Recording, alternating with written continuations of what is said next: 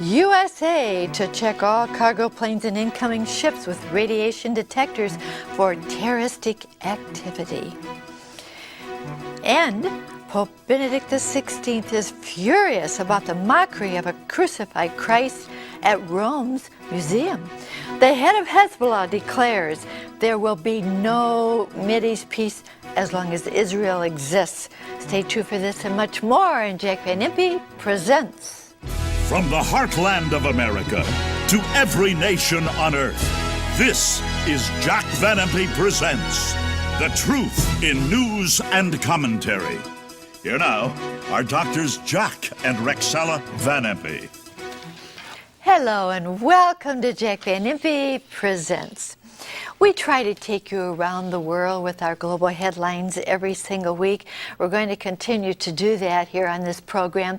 But have you noticed something because of all the seriousness of the global headlines? Jack always has a little joke up front. And you know, Jack, I appreciate that about you. You try to lighten our spirit before we start. And I'm going to do that just a little later, but I need that first article to do it, honey. All right. Well, did you know something happened that I didn't understand? 200 people have already given $200,000 to go up in space. Take a look at this headline. Ship offering an out-of-this-world trip to be revealed. It's the first peek at top-secret project some say could send space tourism blasting off. Woo! Now, I don't know, that looked pretty appealing, but 200 have already said, we'll give you our money. We want to go up immediately, Jack. Oh, Rexella, they're going to be up there 62 miles. But one day, the Lord is going to call His church home, because I believe we are the generation that's going to experience the rapture. And you know, we're going 187 trillion billions of miles. I figured it out one day. Can you imagine? All in the twinkling of an eye, which General Electric says is 11/100ths of a second. Wow, what a trip. And guess what? It's free, because the gift of God's eternal life through Jesus Christ our Lord in Romans 6:23. But right now, I want to really define the rapture. It's the literal, visible, bodily coming of Christ in the clouds to snatch out of this world, literally and bodily, every born-again believer, every child of God, and as I said, in the twinkling of an eye. Now, it's explained in 1 Thessalonians 4:16-18, and last week I said I'm going to really do something a little different here. I'm going to start with verse 13. He said, I would not have you to be ignorant, brethren, concerning those which are asleep, those that have died, that ye sorrow not even as others which have no hope. For if we believe that Jesus died and rose again, even so them also which sleep in Jesus will God bring with Him. Now that is important terminology, so get it. When the Lord returns, He brings the dead with Him. Now that's verse 14. Verse 16 says He comes after the dead, because the dead in Christ rise first. Oh, I found my first contradiction of the Bible. No, you didn't. Well, how can He bring the dead with Him and still come after the dead? As soon as one dies as a believer, he goes home to glory. Not bodily, but in spirit form. That's why James 2:26 says, as the body without the spirit is dead. Now, that spirit goes instantaneously into the presence of God at death. And that's why 2 Corinthians 5:8 says to be absent from the body is to be present with the Lord. What's absent? The spirit. And that's why Paul could say in Philippians 1:21, to die is gain. Now, when the Lord Jesus returns to the earth, He comes back and He brings the spirits with Him, verse 14, to get the bodies in verse 16. Why? Because in the heavenly scene now, it's all spirit world, and they don't need bodies to have fellowship. For God is the Spirit, John 4:24. The Holy Spirit is Spirit, John 16:13. And Christ was the Spirit, but became a body to die for us on the cross, Philippians 2, verses 5-8. And all the angels are ministering spirits, Hebrews 1:14. Everything on the other side is spirit form. But they're coming back to get their bodies, because when Christ comes back and sets up His kingdom for 1,000 years, Revelation 20, verse 4, and we rule and reign with Him for 1,000 years, same verse, this people on earth with bodies can't see spirits. So it's all that simple. Now that does away with the theory of soul sleep, that the soul sleeps in the body until the time of Christ's return, and therefore everyone is in an unconscious state. No. As the spirit without the body is dead and the spirit's on the other side, and that spirit's coming back to get the body, that's the explanation here. Now, at the rapture, when the Lord descends from heaven with a shout, the voice of the archangel, the trumpet of God, the dead in Christ rise first, and we which are alive and remain are caught up with the dead in the clouds to meet the Lord in the air. As we zoom through the heavenlies faster than this spaceship's going to go, and they got to pay $200,000, we are changed to be like Jesus. That's why the psalmist could say in chapter 17, verse 15, I shall be satisfied when I awaken with thy likeness. And Paul could say in Philippians 3:21 that he's going to change our decrepit bodies that they may be fashioned like unto his glorious body. And 1 John 3:2 adds, when we see Jesus, we shall be like him. We're going to get new bodies glorified just like our Savior's. Now, I love this. This is my favorite story, and it's been about a year since I told it. This little Amishman, and you know they don't believe in cars or electricity or anything. And his son, one day we're discussing the world. He says, son, we've never seen anything. Let's go out and explore today. So they got their little horse-pulled cart, and they went through the streets, and finally they saw a huge mall. He said, Dad, what's that? He says, I don't know. It's a mall. Let's go in. So they pulled the cart in, they walked in the store, and they saw these doors banging open and shut. And he said, Dad, what is this? I don't know, son. Look, above it says, elevator. And then they saw these doors open, and a little 90-year-old woman, all crumbled over with age, walks in, the doors close, and he says, Dad, it's going up, up, up. No, it's coming down, down, down. The doors open, and out steps a 21-year-old blonde, looking like Rexella. No. And he said, son, go home and get mama. Oh, no. Well, that's what the rapture is going to be like. These bodies we have now are going to be changed to be like Christ's glorified body, so don't worry anymore about plastic surgery and facelifts, because one day we're going to get an entire new body. Hallelujah. And that is right now about to happen. Believe me, we are the generation. Jack, thank you so much for what you had to say. Now, first of all, it doesn't happen like that, does it, ladies and gentlemen? We don't take it up and all of a sudden we're changed by an elevator, doctor. But I appreciate what you had to say about the rapture. Wonderful to know that the Lord takes the Spirit, and one day our bodies will be taken also. We're going to go on here with the headlines, friends. What in the world is causing a lack of confidence in our legislative branch of the government? Take a look. Congress frets as its ratings dive. Now, only 12% of citizens have much confidence in the legislative branch. And friends, that is a historic low, a record low. Jack, you know, that doesn't say too much right now for the confidence that we have in the government. Well, you know, the congressmen, whether the Republicans or Democrats, are all criticizing President Bush and saying his ratings are low. They're not as low as theirs. 88% of the American public opposes what the Congress and Senate is doing right now. And I want to tell you something, folks. I had an article here a few months back of all the corruption and lying, cheating, stealing that's going on among the leaders in the Senate and the Congress. And they're not going to get away with it forever. One of the men right now, who's head of an income tax group, is cheating the government out of thousands of dollars himself. It won't last forever. Every kind of corruption is happening, and Ecclesiastes 12:14 says, God shall bring every work into judgment with every secret thing. And Paul said in Romans 2:16, and that day, judgment day, God shall judge the secrets of men by Jesus Christ. And one day we'll pay the price. Oh, yes, Jack.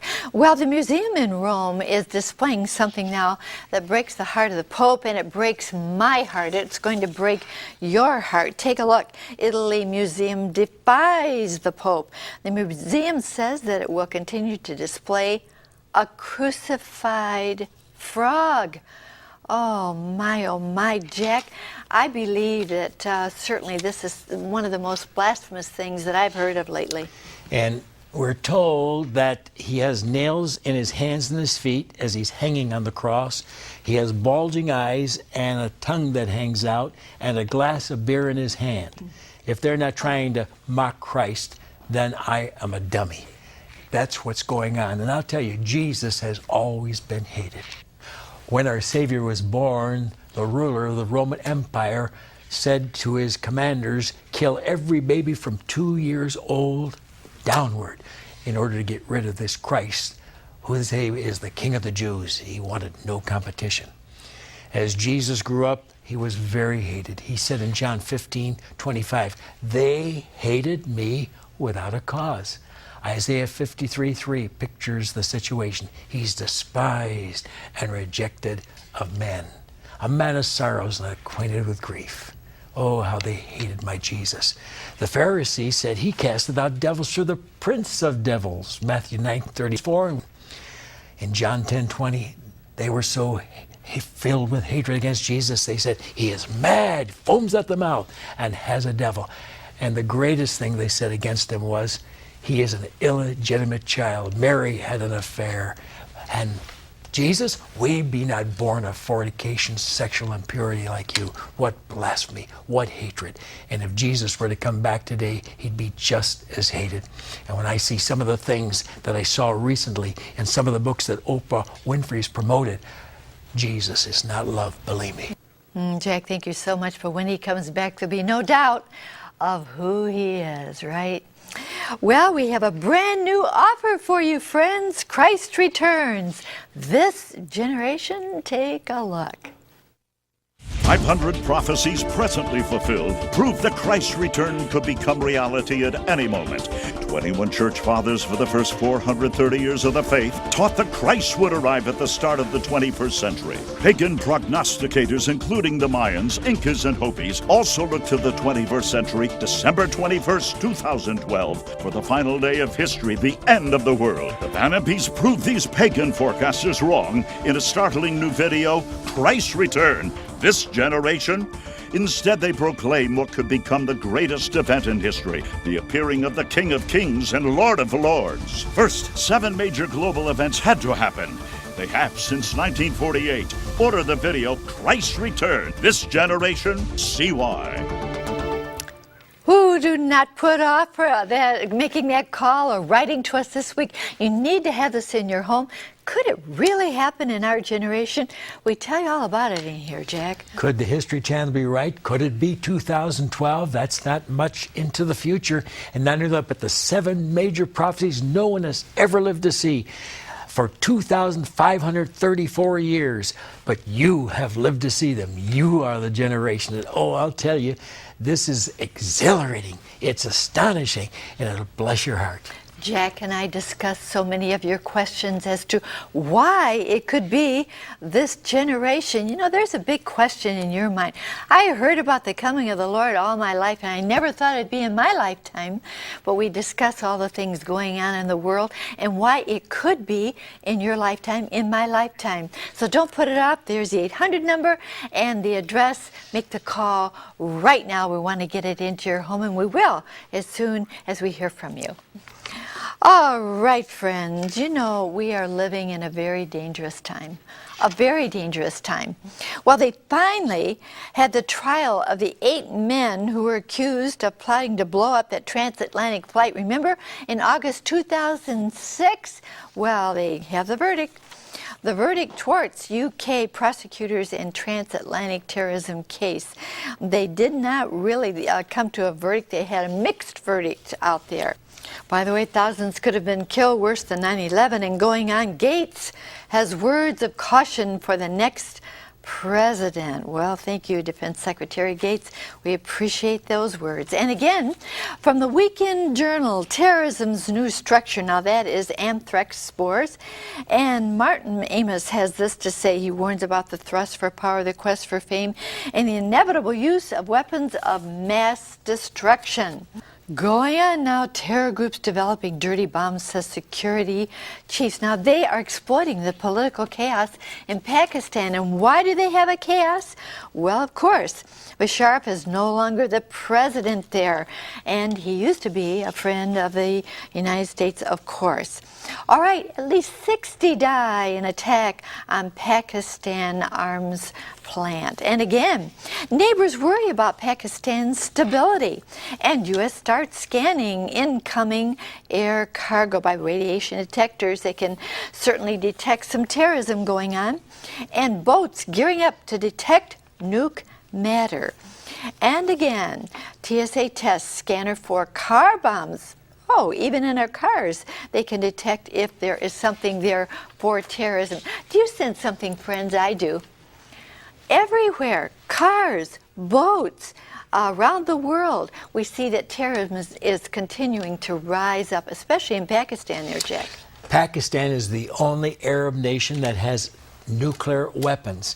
And the Taliban under bin Laden wants to get a hold of those weapons. You saw the headline. They already attacked one base to get arms. And when they get it, God help us. We're going to see these dirty bombs used here in the United States of America. That's what bin Laden's preparing to do right now. And you know, we think that we're perfectly safe. God forgive us. Be prepared, be aware. And so what are they going to do soon? The American government is going to begin using radar detectors on all air cargo ships. And then they're going to use them on the 135,000 ships that come in from 195 nations every year to our ports. And then they're going to start detecting bombs in cars. We're watching out for what is coming. Now, is this what the Bible teaches? Yes, just before Christ returns. It's one of the great signs. It says, as the days of Noah were, so shall also the coming of the Son of Man be. Matthew 24:37. How was it in Noah's day? Genesis 6:11. The whole world was filled with violence. Do you know that no matter what happens, you and I as Christians should just lay all of our care upon the Lord Jesus, for he cares for us. And 2 Peter 3:14 says, be not afraid of their terror, neither be troubled. Jesus said in John 14:1, let not your heart be troubled. He said in John 14:27, peace I leave with you, my peace I give unto you. Not as the world giveth, give I unto you. Let not your heart be troubled, neither let it be afraid. But there's another reason we Christians should have peace. Why? Jesus said when you hear of wars and commotions, wars and terrorism, wars and revolutionaries, don't be frightened. That's Luke 21, verse 9. Why? These things must first come before what? The return of Jesus to get us. So verse 27 in context says, then shall they see the Son of Man coming in a cloud with power and great glory. Verse 28, when these things begin to happen, they're beginning. Then lift up your heads, look up, your redemption draws nigh. And then in verse 31, he says, when they're happening full blast, you know my kingdom, when I come back as King of Kings and Lord of Lords, Revelation 19:60, to rule and reign for 1,000 years, Revelation 20, verse 4, is right at the door. But wait a minute, verse 32, he says, when you see all these things, and they're all here now, 500 signs, then he said, it's this generation that will not die. We are the generation that will be caught up in the twinkle of an eye and return with him to rule on this earth. Oh, Jack, I love it. I love it. You know, friends, something that Jack just referred to, let not your heart be troubled. We don't have to wait till we get to heaven to have peace. We can have it right now. And we're going to show you how in just a couple of minutes. But first, you have heard of the axis of evil, haven't you, friends?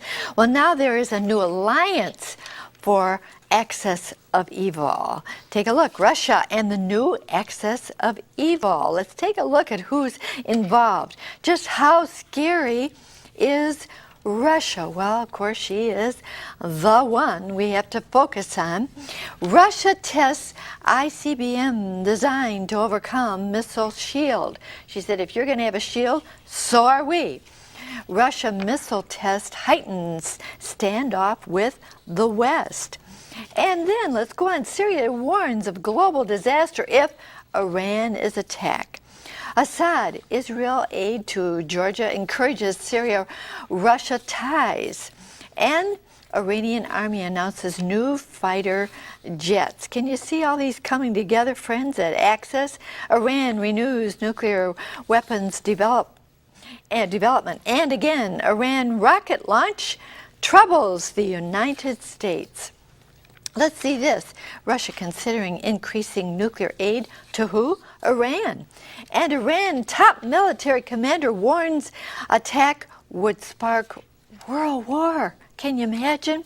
And Nasrallah, now he's the Secretary General of Hezbollah, and this is what he says: no peace in the Middle East as long as Israel exists. Can you imagine? Going on, North Korea is seen reviving reactor. Now, friends, we have given you global headlines from around the world, and you see where there is an axis of evil. They're coming together and saying, we're going to do this, wipe Israel off the map. Jack, it's very serious. The axis of evil is Russia, Iran, and now Venezuela. I told you last week, I want to repeat it. Russia is going to put up missile bases in Venezuela with the complete approval of Chavez to hit the United States of America with nuclear bombs, similar to what Castro had when Khrushchev had the weapons there to try to destroy our nation.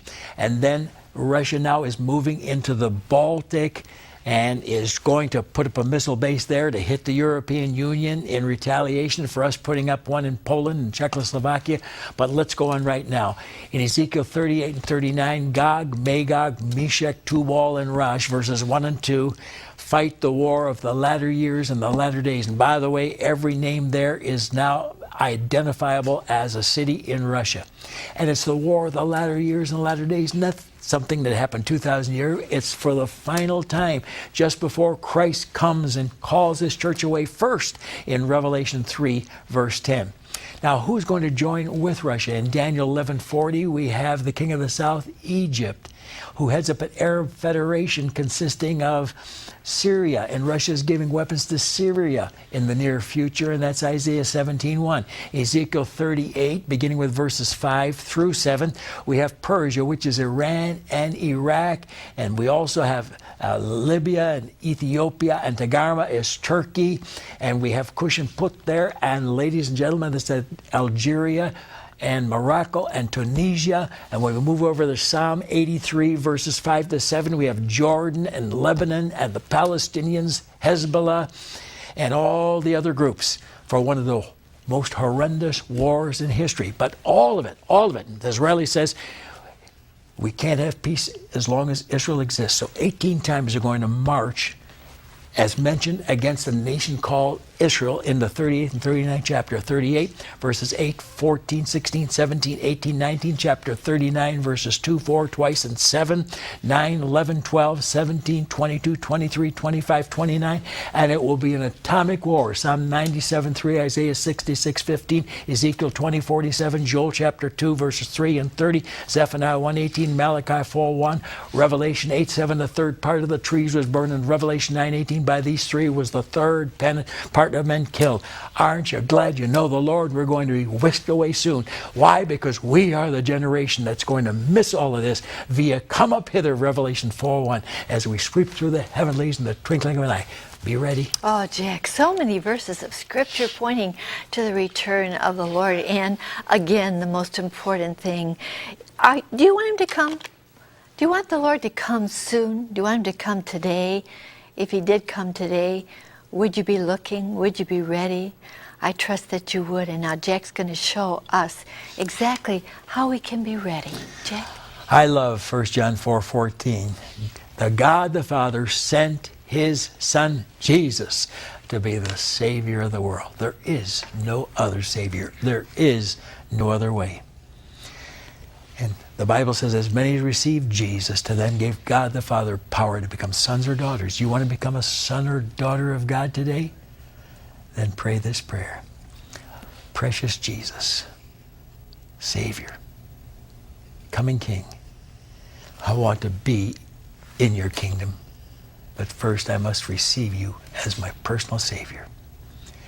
Lord Jesus, thank you for dying for my sin, bearing all of it in your body, suffering such ignominious pain, because you loved everyone in the world, including me. And I'm going to lay all my sin on you today, Jesus, because you died for our sins. So Jesus, this moment, I receive your sacrifice for me personally. Come into my heart. Save me now. I pray this in your holy name. Amen. Amen. Oh, I trust that you prayed that prayer, and if you did, I'll send you absolutely free this little booklet. If you'll write to me, there's my address, and I trust that you will write and say, Rexella, I'm starting over. I have the Lord in my heart. And I love what Jack said. I could start over again and be forgiven. Well, write to me. First steps in a new direction will be in the mail as soon as I hear from you. And now, friends, don't forget we've got a brand new offer. I just love it. Christ returned this generation. How wonderful to know that we could be the ones that would actually go up in the rapture, Jack. I love it. I answer all the objections to the fact that Christ could come in our generation, even by 2012. Oh, nobody knows the day and the hour, not even Jesus. Baloney. That's not what the Greek says. Get it and find out what it does say. And Jesus says, if he didn't know, why would he say, the generation who lives to see these things shall know? And we are that generation, ladies and gentlemen. Oh, 40 minutes we deal with the 7 major signs no one has ever lived to see until now, your generation.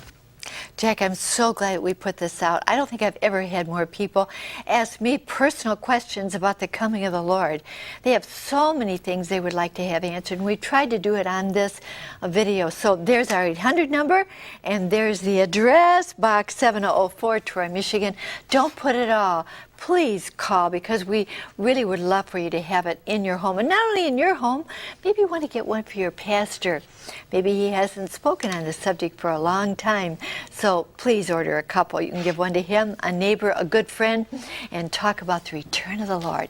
Here's our announcer to tell you how you can get it. Chuck? Thank you, Rexella, and my friend, to order your copy of Christ Returns, This Generation, on DVD or VHS.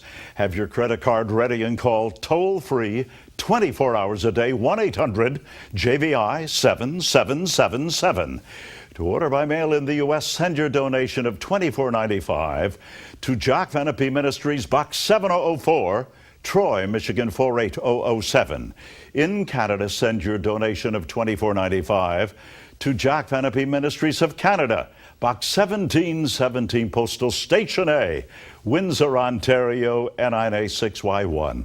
My friend, this video is eye-opening and makes Christ's imminent return so very real. Now back to the Van Impes. Thank you so much, Chuck. And so don't put off making that call. Hey, by the way, we're on the web, jvim.com. So either way, make the call or write. I just want to say that I try to leave you with a thought, and this one certainly does bless my heart. Something better than counting your years is making your years count. How very true. We'll look forward to being in your home again next week, and until then, remember, God cares for you. So do we so very much. Bye-bye.